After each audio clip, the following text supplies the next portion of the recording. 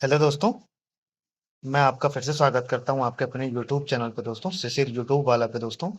उम्मीद करते हैं कि आप खुश होंगे, मस्त होंगे, अपनी लाइफ को एंजॉय कर रहे होंगे और साथ में पढ़ाई को अपने आगे बढ़ा रहे होंगे। तो सबसे पहले मैं दोस्तों आपका तहे दिल से धन्यवाद देना चाहता हूं कि आप लोग इतना प्यार दे रहे हैं और धीरे धीरे हमारी यूट्यूब की फैमिली 150 के करीब पहुंच गई है। तो मैं धन्यवाद देना चाहता हूँ कि आप लोगों को मेरा कंटेंट पसंद आ रहा है और मैं मोटिवेशन एक अंदर से फील हो रहा है। मैं आपके लिए ऐसे ही अच्छे अच्छे कंटेंट लाता रहूंगा। तो जैसा कि डी ट्रिपल एस बी की हमारी ऑलरेडी क्लास हिंदी की स्टार्ट हो चुकी है। ये हमारी तीसरी क्लास है और दो क्लासेस ऑलरेडी कंप्लीट हो चुकी हैं। तो चलिए, एकदम अकॉर्डिंग टू सिलेबस हम लोग सारी चीज़ें कंप्लीट कर रहे हैं दोस्तों। तो संज्ञा के भेद और सर्वनाम सर्वनाम के भेद को हमने कंप्लीट कर लिया है। तो ये तीसरी टॉपिक है क्रिया। तो चलिए आज हम लोग इसको देखेंगे। बाकी अपना प्यार ऐसे ही बनाए रखिए आप अपने इसी यूट्यूब चैनल पे दोस्तों। मैं ऐसे ही सारे सिलेबस को कंप्लीट कराता रहूंगा। तो चलिए स्टार्ट करते हैं। क्रिया। क्रिया का होता है मतलब ही क्या होता है दोस्तों? क्रिया जहाँ नाम आता है वहां पे हमको समझ में आता है कि क्रिया किसी कार्य का होना या किसी काम का होना क्रिया कहलाता है। ठीक है। तो किसी काम का होना या किसी कार्य का होना क्रिया कहलाता है। जिस शब्द या शब्द समूह द्वारा किसी कार्य को करने या होने का बोध हो उसे क्रिया कहते हैं। ठीक है। तो यहाँ सीधा सा मतलब है, एकदम बहुत सहज और बहुत सरल भाषा में मैं चीजों को कंप्लीट करा रहा हूँ और आपको बहुत आसानी से समझ में आ जाएगा। ठीक है। जिस शब्द से या शब्द समूह से द्वारा किसी कार्य को करने या होने का बोध हो, किसी काम को करना या होने पाया जाए उसे क्रिया कहते हैं। ठीक है। जैसे किसी कार्य का होना कैसे पाया जा रहा है, यहाँ तो एग्जाम्पल के समय राधा नाच रही है। राधा कुछ कर तो रही है ना, यहाँ कोई काम तो हो रहा है ना, नाच रही है। मोहन स्कूल जा रहा है। कहाँ जा रहा है? स्कूल जा रहा है। कुछ कहीं तो जा रहा है ना, स्कूल जा रहा है। कोई ना काम हो रहा है ना, तो मोहन स्कूल जा रहा है। ठीक है। नेक्स्ट एग्जाम्पल है गौरव बुद्धिमान है। तो गौरव क्या है? गौरव बुद्धिमान है। ठीक है।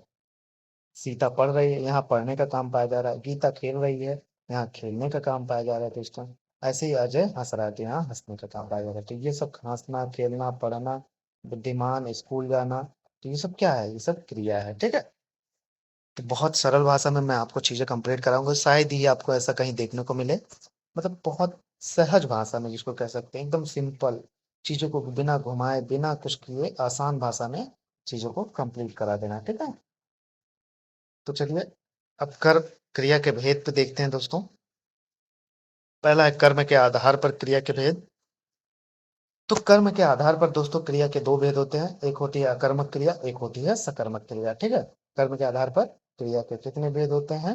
कर्म के आधार पर क्रिया के दो भेद होते हैं। ठीक है। एक होती है अकर्मक क्रिया, दूसरी होती है सकर्मक क्रिया। तो चलिए बारी बारी से हम देखते हैं। पहला है हमारा सकर अकर्मक क्रिया। ठीक है। आइए देखते हैं अकर्मक क्रिया क्या होती है। जिस क्रिया का फल या प्रभाव सीधा कर्ता पर पड़े उसे अकर्मक। सीधी सी बात है भैया, किसी क्रिया का करना या होना, उसका प्रभाव जो है वो सीधा किस पे पड़े? कर्ता पे पड़े। ठीक, उसे अकर्मक क्रिया कहते हैं। सीधा किस पे पड़े?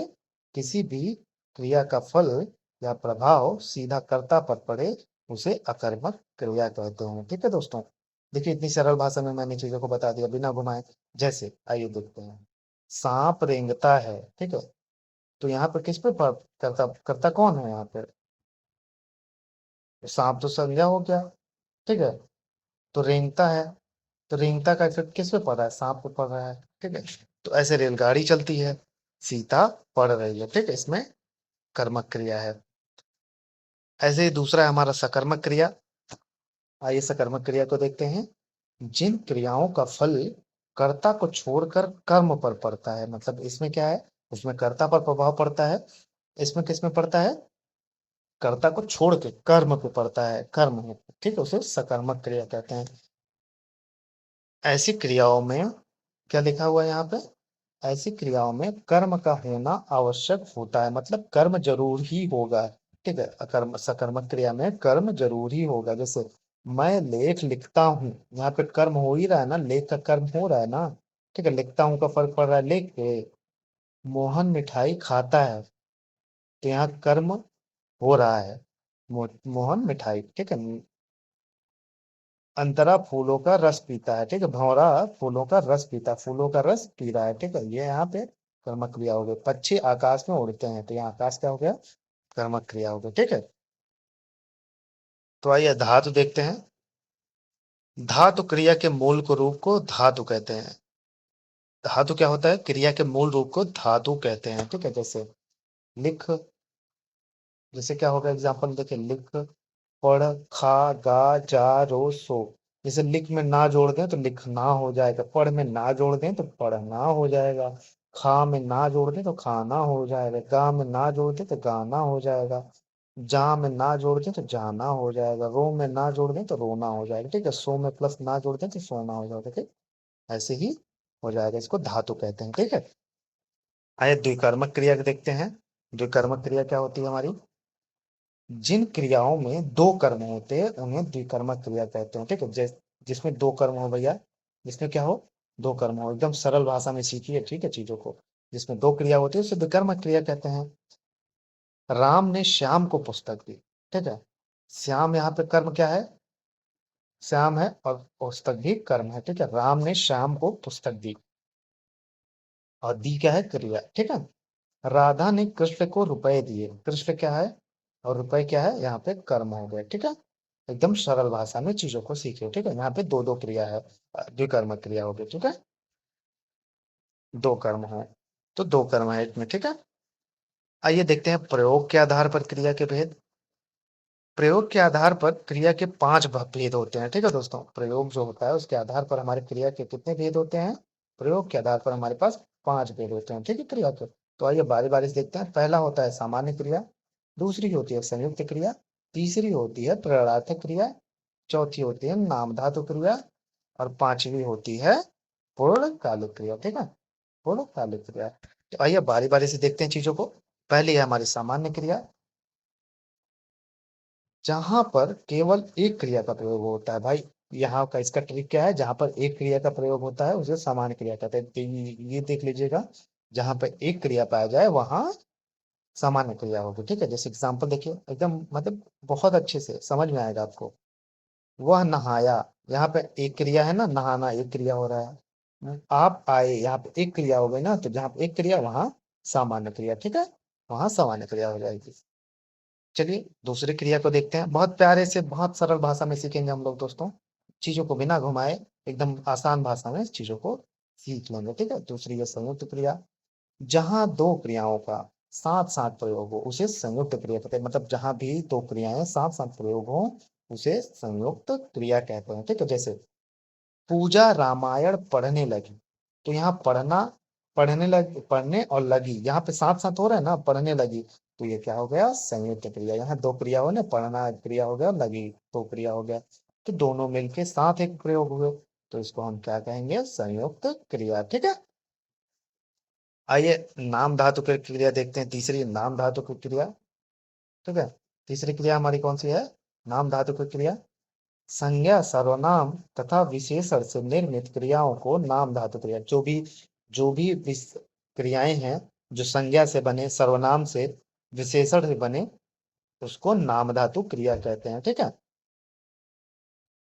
जैसे हथियाना, लजाना, शर्माना, चिकनाना, अपनाना आदि, ये सब क्या हो गया? नाम धातु क्रिया कहते हैं। जैसे ठीक है, संज्ञा हथी है, हाय है। ठीक है, हथियाना हो गया। विशेषण शर्म है, शर्माना हो गया। ठीक है, संज्ञा लाज है, लजाना हो गया। सर्वनाम अपना, सर्वनाम है तो अपनाना हो गया। ठीक है, तो ऐसे शब्द क्या हो जाएंगे? नाम धातु क्रिया हो जाएंगे। ठीक है, ये पूछ लिया जाएगा, यही सब चीजें पूछते हैं। ठीक है, जैसे शर्म विशेषण है ना, तो इससे शर्माना हो गया। ठीक है, संज्ञा लाज है ना, तो लजाना हो गया। सर्वनाम अपना, सर्वनाम है ना, तो अपनाना हो गया। ठीक, संज्ञा वहां पे हाथ था, यहाँ हथियाना हो गया। चलिए प्रेरणार्थक क्रिया देखते हैं। धीरे धीरे हम लोग मतलब बहुत सरल भाषा में चीजों को कंप्लीट करेंगे ऐसे ही। जब कर्ता स्वयं कार्य को न करके किसी अन्य को कर्म करने की प्रेरणा देता है तो उसे प्रेरणार्थक क्रिया कहते हैं। इसमें क्या है? जब कोई भी कर्ता खुद कार्य न करे, वो किसी अन्य कार्य करने की प्रेरणा देता है, किसी अन्य को कार्य करने की प्रेरणा देता है, ठीक, उसे प्रेरणार्थक क्रिया कहते हैं। प्रेरणार्थक क्रिया में दो कर्ता होते हैं, प्रेरक कर्ता, प्रेरित कर्ता। ठीक है, प्रेरक कर्ता होता है इसमें, और एक होता है प्रेरित कर्ता। ठीक है, आइए प्रेरक कर्ता के बारे में देखते हैं। प्रेरक कर्ता किसको कहे हैं हम? देखिए हमने सब सारी चीजें बहुत सरल भाषा में लिखी। प्रेरणा देने वाले को, सॉरी, सॉरी टू डिस्टर्बेंस दोस्तों। प्रेरक कर्ता किसको कहते हैं? जो प्रेरणा दे, ठीक है, प्रेरणा देने वाले को प्रेरक कर्ता कहते हैं, ठीक है। प्रेरित कर्ता किसे कहते हैं? प्रेरणा लेने वाले को, ठीक है, जो प्रेरणा लेता है। भाई सीधी सी बात, जो प्रेरणा देगा वो प्रेरक कर्ता, जो प्रेरणा लेगा वो प्रेरित करता, ठीक है। जैसे सीता गीता से पत्र लिखवाती है, ठीक है, तो यहाँ पे सीता, सीता काम करवा रही है ना, ठीक है, तो ये प्रेरक कर्ता हो गई। और प्रेरित करता, ठीक है, प्रेरणा ले रही है ना ये, गीता से पत्र लिखवा रही है यहाँ पे, तो यहाँ पे प्रेरित करता गीता हो जाएगी, ठीक है। एकदम सरल भाषा में हम लोग चीजों को सीख रहे हैं, ठीक है। जैसे सीता, आप लोगों को समझ में आए तो कमेंट जरूर करिएगा। मैं आपसे यही उम्मीद करता हूँ, और चैनल को सब्सक्राइब करते रहिए और अपना प्यार ऐसे ही बनाए रहिए। मैं सारी चीजें एकदम डिट्टो, एकदम सिलेबस के अकॉर्डिंग सब चीजें कंप्लीट कराऊंगा। मेरे पास सारे नोट्स तैयार हैं, प्रिपेयर हैं। मैं बस चीजों को पढ़ाना है आपको, ठीक है, ऐसे ही बने रहिए। नेक्स्ट देखते हैं, आइए। पूर्वकालिक क्रिया, ठीक है। पूर्वकालिक क्रिया, जहां पर एक क्रिया के पूर्व यदि कोई दूसरी क्रिया प्रयुक्त हो तो उसे पूर्वकालिक क्रिया कहते हैं। पूर्वकालिक क्रिया, जैसे किसी भी एक क्रिया के पहले जैसे कोई दूसरी क्रिया आ जाए तो उसे क्या कहते हैं? पूर्वकालिक क्रिया कहते हैं, ठीक है। जैसे एग्जाम्पल देखते हैं, मैं अभी सोकर उठा हूँ, ठीक है, सोकर क्या हो गया? पूर्णकालिक क्रिया। यहाँ उठा के पहले आया ना सोकर, एक क्रिया यहाँ उठना हो गया, यहाँ सोना एक क्रिया हो गया, तो उठा, ठीक है, एक क्रिया के पहले ही आया ना, तो सोकर, तो ये क्या हो गया? पूर्वकालिक क्रिया हो गया, ठीक है। आइए दूसरा एग्जाम्पल देखते हैं। एकदम मैं सरल भाषा में आपको चीजों सिखा दूंगा, रटने की जरूरत नहीं पड़ेगी। बच्चा दूध पीते ही सो गया। भाई सोना क्या हो गया? सेना एक क्रिया हो गया ना, इसके पहले भी आ गया पीते, पीना एक क्रिया है ना, तो पूर्वकालिक क्रिया हो गया पीते, ठीक, सीधी सी बात है, सरल भाषा में मैं चीजें आपको सिखा दूंगा, रटाना जरूरत नहीं है, ठीक है। हमको रटने से नफरत है, और हमको रटाना भी नफरत है। तो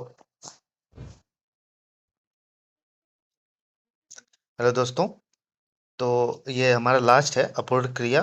तो आइए इसको इसको भी देख लेते हैं, छोटा सा प्यारा सा टॉपिक है। कई बार वाक्य में क्रिया के होते हुए भी उसका अर्थ स्पष्ट नहीं हो पाता। जैसे क्रिया कभी कभी रहती है ना वाक्य में, बट वो स्पष्ट नहीं हो पाता कि ये क्रिया ही है। तो ऐसी क्रिया क्या कहलाती है? अपूर्ण क्रिया कहलाती है, ठीक है। जैसे तुम हो, भाई इसमें पता चल रहा है कि कौन सी क्रिया है। गांधी जी थे, चूड़ी थी, ठीक है। अब जैसे तुम हो, क्या हो, उन्हें पता नहीं चल पा रहा। तुम बुद्धिमान हो कर दिए, पूरक शब्द कोई या योजक शब्द कोई जोड़ देंगे इसमें। गांधी जी राष्ट्रपिता थे, ठीक है।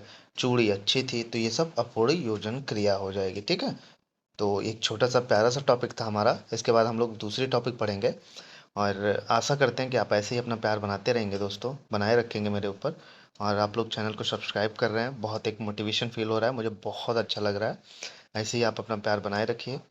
फिर मिलेंगे एक नई जोश और नई ऊर्जा के साथ आपके अपने इसी यूट्यूब चैनल से, सिर्फ यूट्यूब वाला पे दोस्तों। मैं ऐसे ही आपके लिए कंटेंट लाता रहूँगा। जय हिंद, जय भारत।